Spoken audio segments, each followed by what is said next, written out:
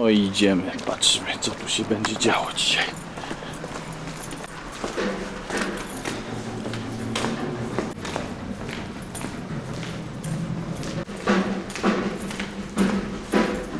O, tak muzycy kończą.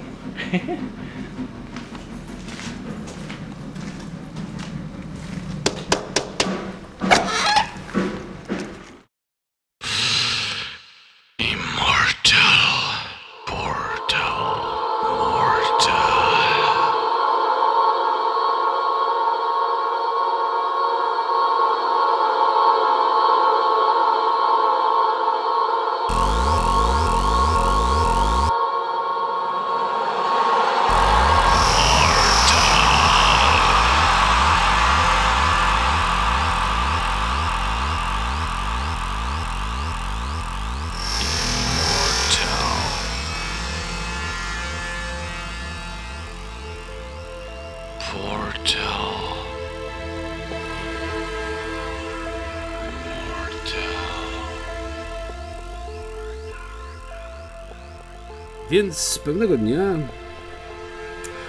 było tak, pewnego dnia, jeszcze w tamtym stuleciu, chyba to było, szedłem ulicą. Niezupełnie zdając sobie sprawę, co będę robił tego dnia. Akurat ukończyłem jakiś projekt wcześniej i generalnie nie miałem zajęcia. Wszedłem na Starówkę, wszedłem na stary placyk i tam się znajdował sklep muzyczny. Postanowiłem sobie, że wstąpię. Wszedłem do sklepu i słyszę muzykę. Ktoś gra. Odwróciłem się w lewą stronę, jak pamiętam, a muzykę grał chłopak przy klawiszach. Wyglądał jak John Lennon. Miał długie włosy, lenonki i w ogóle naprawdę przypominał Johna Lennona. Pamiętam, że uderzyło mnie to. Grał też dobrze, ale udałem, że nic się nie stało. Pogadałem z właścicielem, nic nie kupiłem, chyba. I wyszedłem ze sklepu. Wyszedłem i zatrzymałem się dokładnie przy wejściu. Zatrzymałem się, pomyślałem sobie, poczekaj, co było pierwszą myślą, która była, kiedy wszedłeś? To, że musisz zagadać z tym facetem, że jest on niezwykły, że w tym mieście to jest rzadkość i w ogóle jest rzadkość, że trzeba z nim zagadać. Przede wszystkim sądzę, że w Polsce jest strasznie dużo dobrych muzyków, ale takich, którzy sfokusowali się na technice, potrafią znakomicie grać, ale nie mają pomysłów albo też wizji co do muzyki. Szok dla mnie, który siedział głównie w black metalu. Takie połączenie ekstremy black metalowej z elektroniką to było coś nowego. And some bands and artists just don't give a shit, and just venture off to wherever creativity takes them.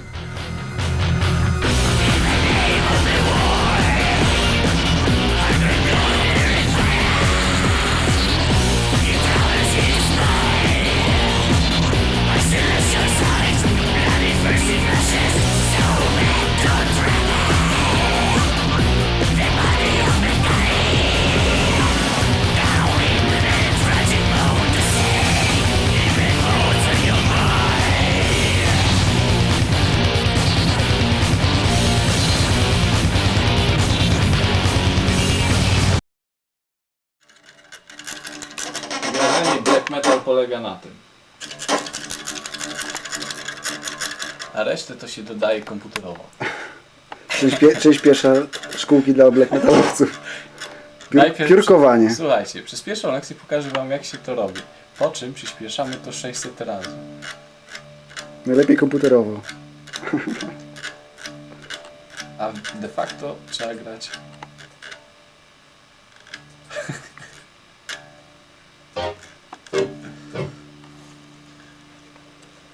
To mówiłem ja, Jerząbek.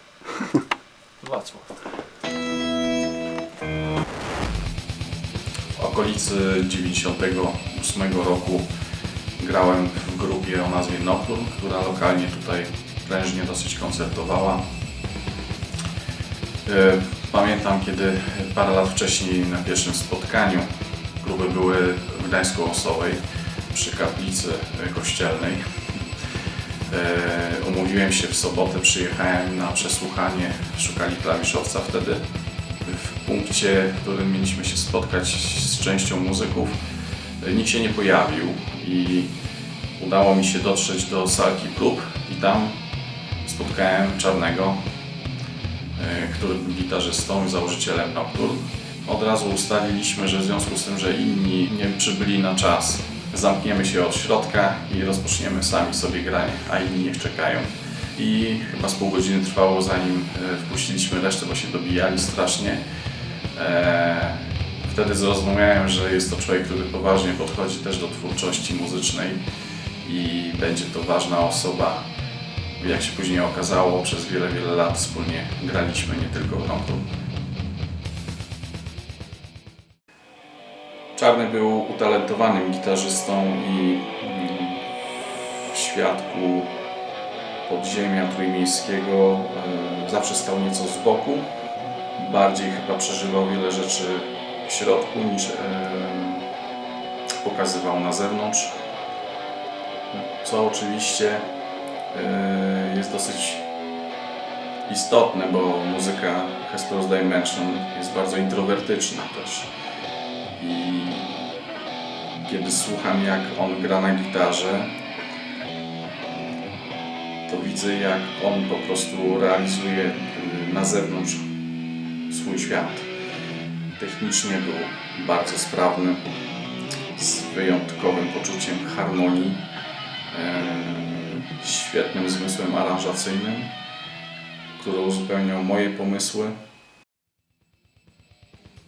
Po kilku latach wspólnego grania, nagrania kilku materiałów, poczułem, że formuła black metalu z elementami muzyki poważnej nie jest już specjalnie dla mnie wyzwaniem i szukałem kolejnego kanału ujścia swoich pomysłów i tak zrodziła się poniekąd wizja stworzenia nowego projektu. Po moim odejściu Nocturne jeszcze istniał około roku, ale przechodził problemy ze składem. W związku z tym, kiedy się rozpadł, naturalnym było, aby zapytać Czarnego, czy nie chciałby połączyć znowu siły ze mną. Czarny był zainteresowany podjęciem właśnie tej współpracy. Opowiedziałem mu mniej więcej, co chciałem tworzyć, a że moje zainteresowania były bardzo inspirowane twórczością sztuk wizualnych, czyli filmami. Zaciekawiła go ta koncepcja i po pewnym czasie rozpoczęliśmy wspólne próby, muzykowanie, omawianie nowych utworów itd.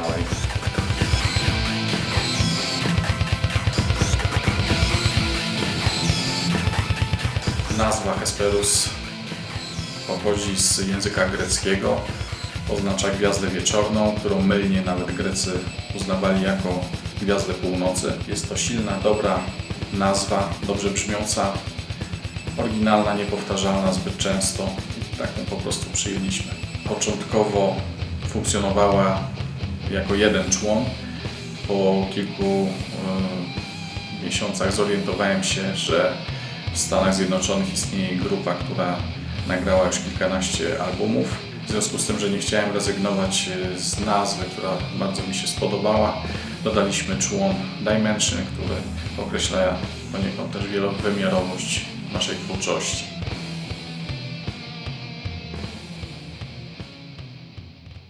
Dobry wieczór. O, źle, bardzo źle, bardzo źle.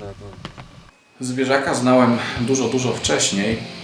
No, można powiedzieć, że to taka półlegenda trójmiejskiej sceny muzycznej. Jest to gościu o bardzo wyraźnej postawie i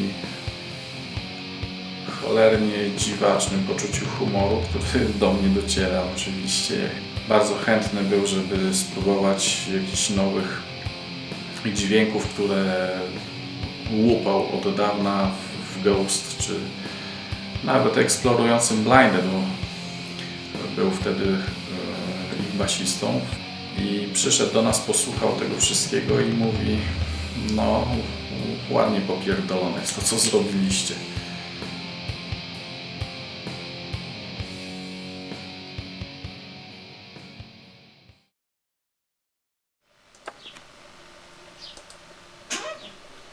Wszyscy też znamy. Witamy w pierwszy dzień nagrań. Tam jest głównodowodzący.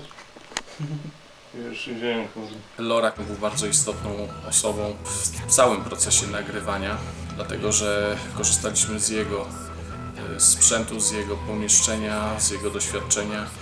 On w bardzo dużym stopniu też wpłynął na ostateczne brzmienie instrumentów, brzmienie gitar. Bardzo też dużo miał do powiedzenia, jeśli chodzi o aranżację i kompozycję utworów pod względem produkcyjnym. Programowanie perkusji wspólnie ze mną i Czarnym, bez niego na pewno by nigdy nie słychać by było tak, jak na płytach to jest. Kurczę, mógłbyś tu siedzieć, jakbyś nie miał czemu. Tak kończą ludzie po naszych sesjach. Smaga dzisiaj będzie nagrywał solówkę. Mamy nadzieję, że będzie brzmiała trochę lepiej niż nasz cały materiał. Gościmy tutaj Kumana, który przyszedł sprawdzić, czy mamy dobrze bębny poaranżowane. Jest sprawca głównego zamieszania na wiosłach. A to jest techniczny, który przyjechał popatrzeć, jak się nagrywa dziś muzyka. Się będę patrzył. Masz dać głos jakiś, no. Powinien być sygnał i to taki, że po prostu ktoś tutaj zacznie. No prawda. Ale opóźnienie, kurwa. Ma być, bo tak zawsze nagrywałem, wtedy jest taki, wiesz, progresja. Aha, dobra. Co się gapisz?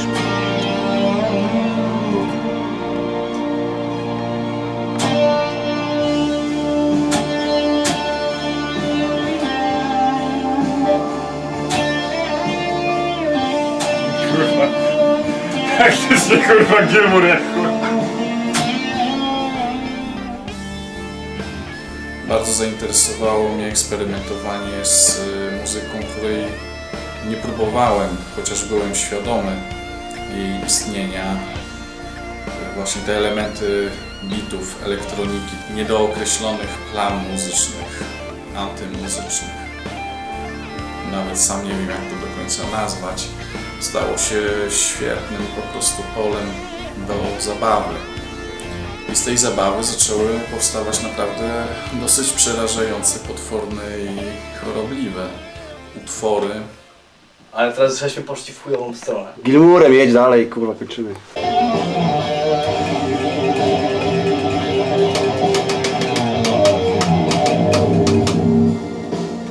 fajne. To jest. Dobra, nie teraz. Tak to jest, ciężko się nagrywa. Wziął się Wszyscy myślą, że to tak łatwo.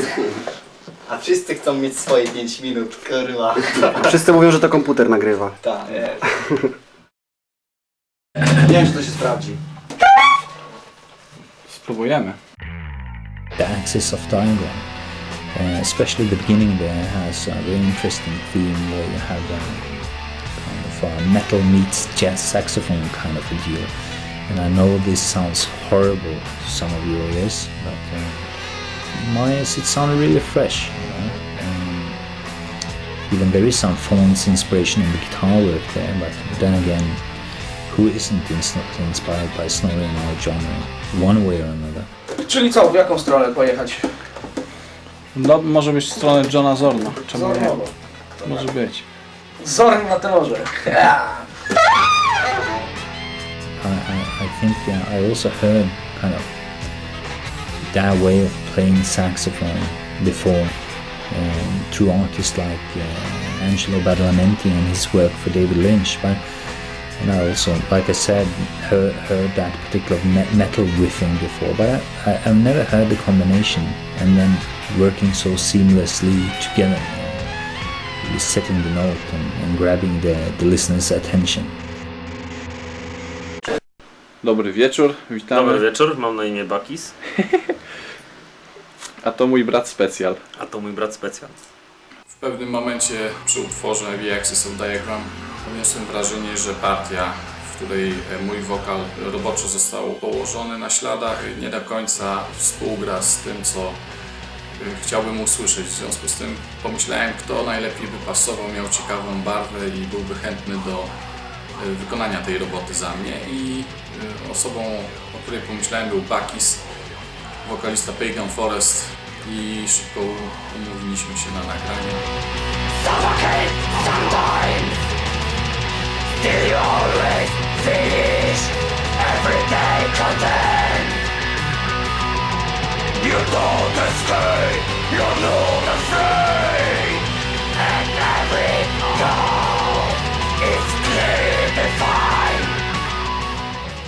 Lubię takie połączenie elektroniki i świetnych, ciężkich riffów. Bardzo mi się to kojarzyło z wykonaniami Thorn, Aborem. Skupiłem się na tym, żeby wprowadzić do tego utworu trochę zimna i surowości. Fragment, który został dla mnie wybrany, bardzo mi się spodobał. Świetny riff, bardzo oldschoolowy, przypominający dokonania Darkthrone. Gdy go usłyszałem, miałem ciary. Od razu w mojej głowie urodził się aranż wokalu. Piwo mi się skończyło. To może się coś poradzi. Co on tam ma? Trzeba szybko zbliżenie zrobić, będzie materiał dowodowy. Piwo brałem. O! Może wódkę zaczniemy robić. Kielonek sobie życzysz? No tak, no. Cytrynkę też? Kulturalny człowiek. No tak. A my tu przyjechaliśmy dzisiaj nagrywać. Niech nam żyje i dorasta młody lorak pederasta. Zresztą ja to się dziwię, że na tutaj sprasza jakieś ludzi do mnie, a wódki nie postawi. Za co? O, za kurwa przyszłość. Hasper Za jajco. Wszystkie kurwa toasty wykorzystane na Sylwestra. Niech żyje maraz, niech zginie rozum.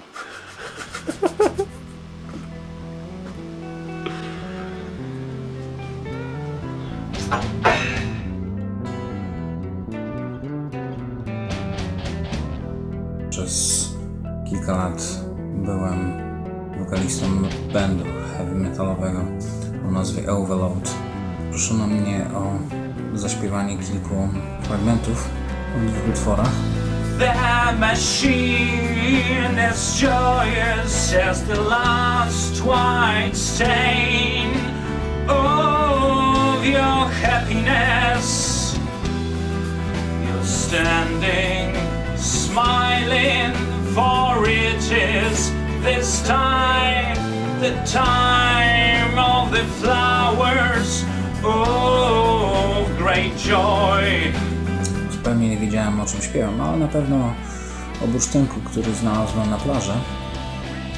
Jako że projekt pochodził z Trójmiasta, więc o czym można śpiewać. I poszło. Tak po prostu.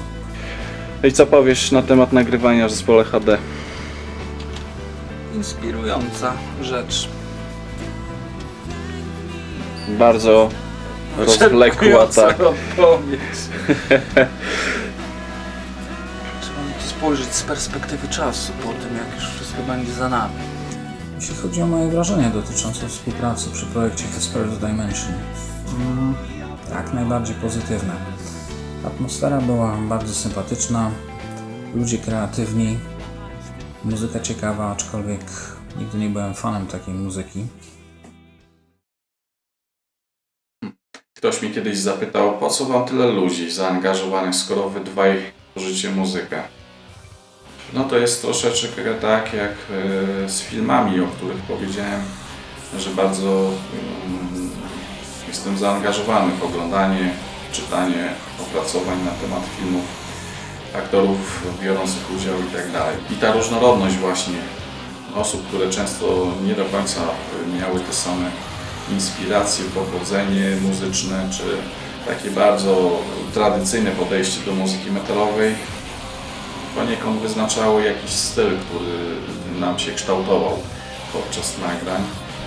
Ja interesowałem się bluesem, sprawami rockowymi, a Sławek grał muzykę, o której ja miałem bardzo niewielkie, niedalekie pojęcie. I z pewnością udział Saszy Janowicza, który najbardziej chyba był z nas wszystkich doświadczeniem związany ze sztuką teatralną, reżyserią, ponieważ jest wykształconym reżyserem, aktorem. On dodał na pewno takiego sznytu, tym bardziej, że wyłada angielskim biegle, na co dzień mieszka w Australii.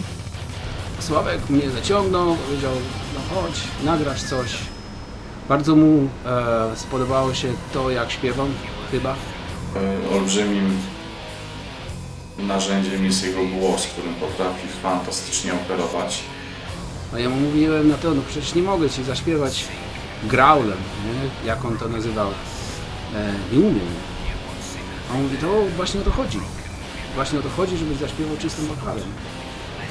I mi się wydało, że wtedy zrozumiałem, o co mu chodzi. Chodziło mu o jakiś taki kontrapunkt do tej ciężkiej muzyki, takiej dosyć chaotycznej w brzmieniu.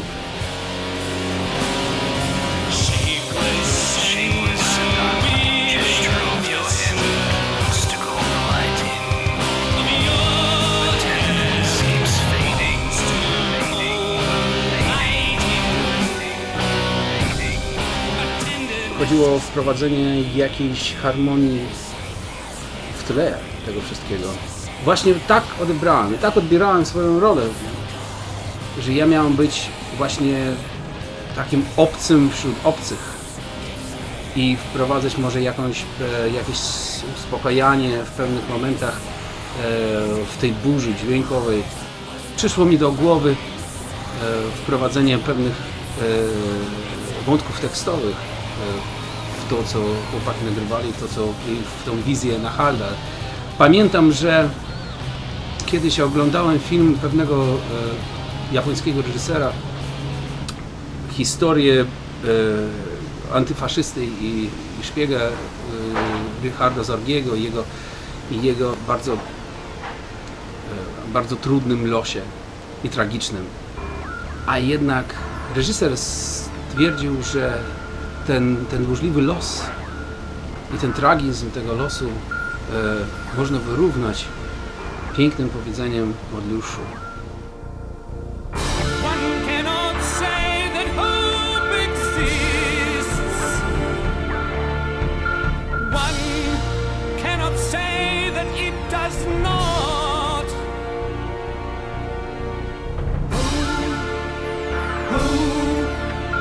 Hope is like the roads that cross the land. Takim zen prowadzić właśnie to. Ja pomyślałem sobie, że to możliwe, że akurat potrzebne jest w Hesperus Dimension w tej chwili, to znaczy potrzebne to, co ja mógłbym wnieść do Hesperus Dimension. Ten cytat z Luszu mi się spodobał, a okazało się, że zapasował też na Haldowi. I tak trafił na nagranie.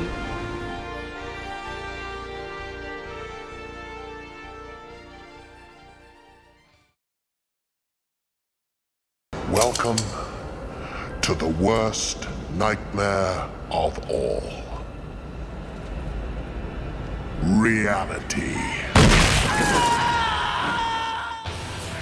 W trakcie pracy nad Metal Electricity wybrałem się w podróż poślubną po Norwegii z moją żoną i kilka dni spędziłem w mieszkaniu Bårda Eikrema.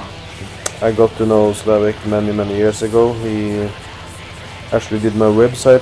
Któregoś wieczora przesłuchał wersję demo tych nagrań. We decided that I should give it a try for his band, Hesperus Dimension.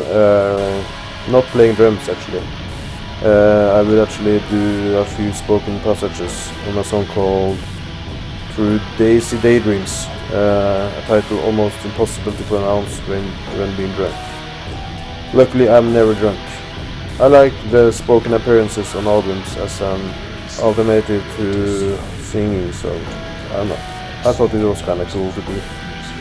Jakiś czas później, kiedy trwały prace dalej nad Metal Electricity. Wykonaliśmy telefon do Norwegii.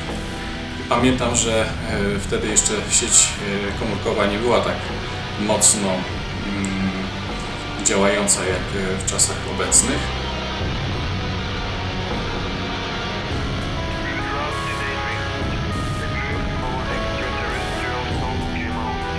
Mieliśmy, pamiętam, stacjonarny telefon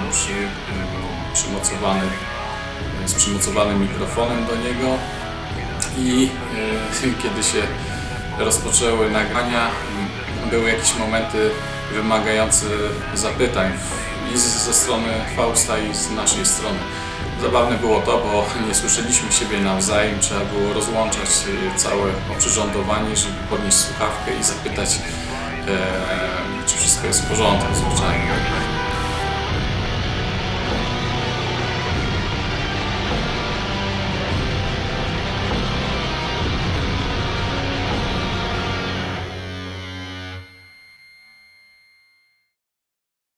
Z zespołem Hesperus Dimension zetknąłem się około roku 2007. Bardzo byłem zainteresowany tym, w jaki sposób rozwinęła się twórczość Sławka od lat 90. i sięgnąłem po ich właśnie najnowsze wydawnictwa. W tamtym czasie jeszcze nikt w Polsce nie robił chyba trailerów odnoszących się do wydania płyty, a Hesperus Dimension właśnie to zrobiło i ten trailer był bardzo, bardzo profesjonalny.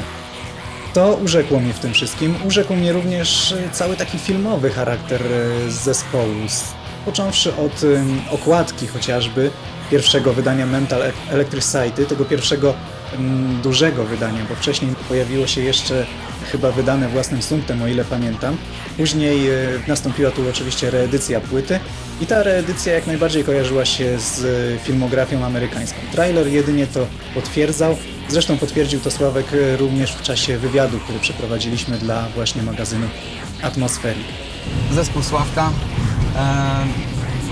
był jednym z ciekawszych muzycznych projektów, które w minionych latach w Polsce powstały. Był to też moment tak zwanego wybuchu home recordingu w Polsce, wtedy kiedy możliwość naszych komputerów pozwalała już na stworzenie domowego studia. No i w tym wypadku powstawało bardzo wiele projektów, można powiedzieć, mizernych. Wyróżniał się akurat Hesperus Dimension na ich tle. Był to twór niezwykle eklektyczny, w którym w fajny sposób kumulowały się i metalowa agresja, i awangardowe poszukiwanie elektronika. Klimat taki chaosu, klimat prawdziwego, można powiedzieć, piekielnego black metalu, takiego powiązanego już z motywami industrialnymi, takimi bardzo nowoczesnymi. No i klimat ten był bardzo taki obrazowy. Muzyka, z którą wtedy zetknąłem się, była na naszym rynku i jest po dziś dzień czymś bardzo wyjątkowym i oryginalnym. In my opinion, Hesperus Dimension is first of all cold, it's intensive, and yes, it's black as well, but on the other hand it's open-minded. They have no problem to include saxophone sounds in their music, and of course techno you can hear. Especially certain parts stuck out, and it really made me feel that they were onto something in relation to making their own recipe, you know, their own brand of things, or their own way of putting things together. Given, I also felt there were some parts that were crude, unfinished even, but they still had this certain something at times. I guess you can call it the X factor.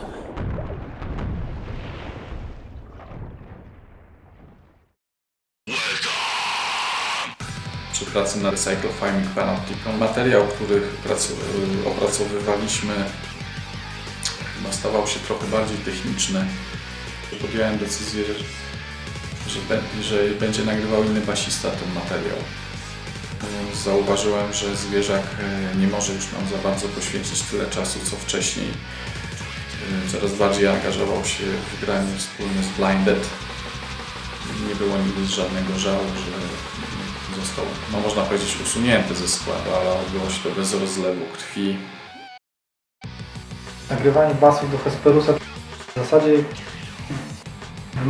wymagało ode mnie grania bardzo konkretnych dźwięków. Musiałem się bardzo mocno trzymać pewnych schematów.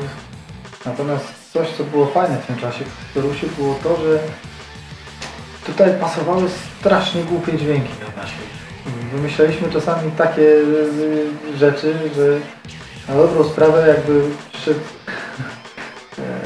wtedy człowiek ze szkoły muzycznej, to by się złapał za głowę, co myśmy robili. Nagrywaliśmy faktycznie jakieś czasami naprawdę chore rzeczy, chore dźwięki i to wszystko w Hesperusie pasowało. To było fajne. Ileś razy się zaskoczyliśmy, nawet czasami przez przypadek, siedząc u Loraka w studiu, szukając pewnych rzeczy, szukając pewnych rozwiązań, przez przypadek gdzieś coś zrobiliśmy, jakiś akord, jakiś dwudźwięk, trójdźwięk i później sami byliśmy w szoku, jak to w tej murze siedzi. To do dzisiaj pamiętam i powiem szczerze, że nawet nie byłbym w stanie już dzisiaj tego odtworzyć.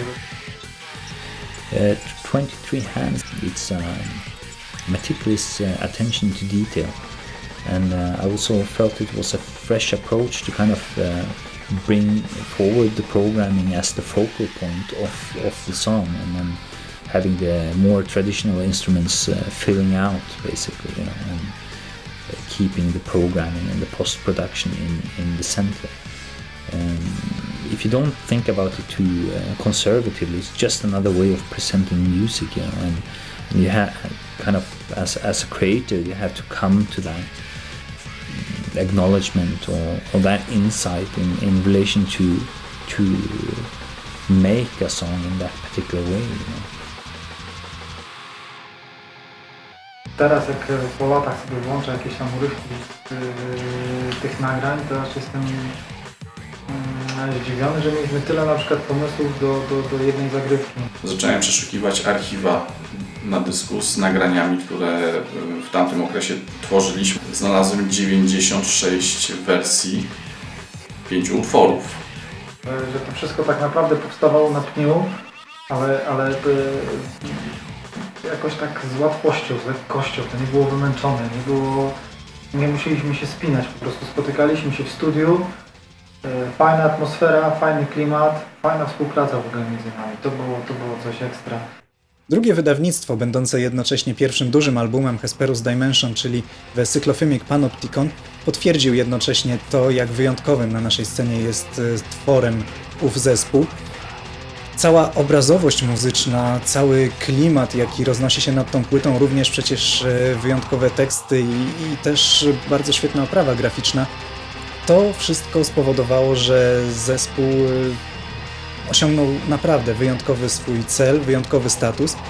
It's more like the thinking man's music. It's what's behind the context, really, you know, and that makes you think, you know, or makes you venture off into the song. Yeah.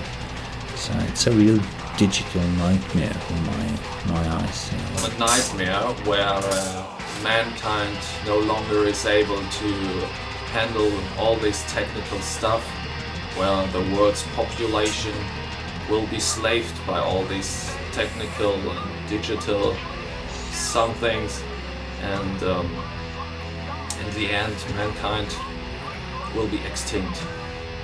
Widać, że płyty są jakąś konsekwencją tej, jak widać, chyba mocno szczerej miłości Mahalda do black metalu. Do tych jego podróży widać chęć zgłębienia tego gatunku bardzo mocno. Dodatkowo w połączeniu z bardzo dobrym kunsztem muzycznym pozostałych członków zespołu.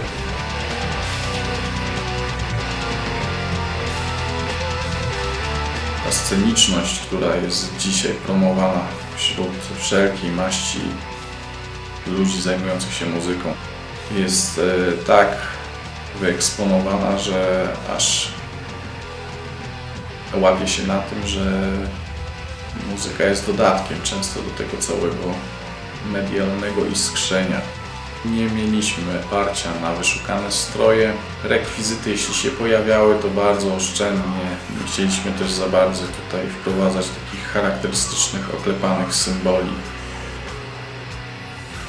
Oczywiście przykładaliśmy dużą wagę, żeby prezencja zespołu była w miarę profesjonalnie przedstawiona, ale bez takiego niezdrowego skupienia się na tym wszystkim, co tak naprawdę ma zakrywać braki muzyczne. Jednakże zabrakło jednej ważnej rzeczy, w związku z tym, że bardzo imponowała mi twórczość Krzyśka Szpajdla.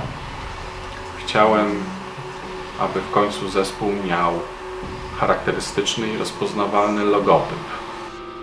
Jak robiłem logo Hesperus Dimension, Nachal mówił o coś nowoczesnym, tylko że powiedzenie coś nowoczesne, coś modern style i moje pojęcie modern style byliśmy na zupełnie innej długości fali.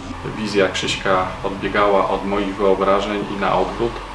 I projektowałem kilka logówek dla Hesperus Dimension HD, między innymi to, żeby było symetryczne, żeby, wiesz, było trochę sci-fi, więc ja mogę powiedzieć, że bardzo chciałem zrobić logo Hesperus Dimension, które będzie używane, które pojawi się na płytę, ale mi się to po prostu nie udało.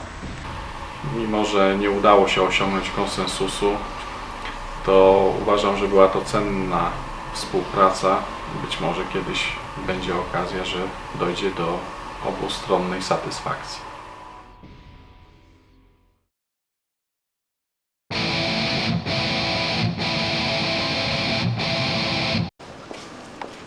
No i witamy 12 styczeń 2008, release party dzisiaj. Zobaczymy, jak się ludziom spodoba nasz nowy materiał. Krótko po wydaniu The Sacrificing Panopticon okazało się, że jesteśmy tak wyeksploatowani nagrywaniem nowej płyty i tego materiału właśnie, który się dopiero ukazał w 2008 roku, że postanowiliśmy zrobić sobie przerwę. Bliżej nieokreśloną, tym samym upłynęło ponad 8 lat. Wiele rzeczy się zmieniło w naszym życiu i trochę też ta chemia gdzieś uleciała, w związku z tym nie było możliwe, aby powrócić do nagrań, które zostawiliśmy rozgrzebane w tamtym okresie. No jak każdy oryginalny twór miał swój czas i tak naprawdę stał nieco z boku, przez co myślę, że wielu ludzi do niego nie dotarło. Szczerze mówiąc, wracam czasu do czasu sobie, głównie do pierwszego dema, nie wiem, może to sentyment, może nie. I czekam na następny materiał, bo podobno ma być. Znając Sławka, kiedyś wróci do tej idei i zaaktywuje swój zespół, na co bardzo liczę i życzę oczywiście powodzenia. Z dużym rozmachem miał być promowany ostatni materiał zespołu. Byłem na imprezie, którą Sławek zorganizował. Materiał jest na rynku, można go sobie znaleźć, polecam gorąco, myślę, że to jest warte przynajmniej 666 przesłuchań. Mental Electricity, słuchajcie. Give it a listen and dig it.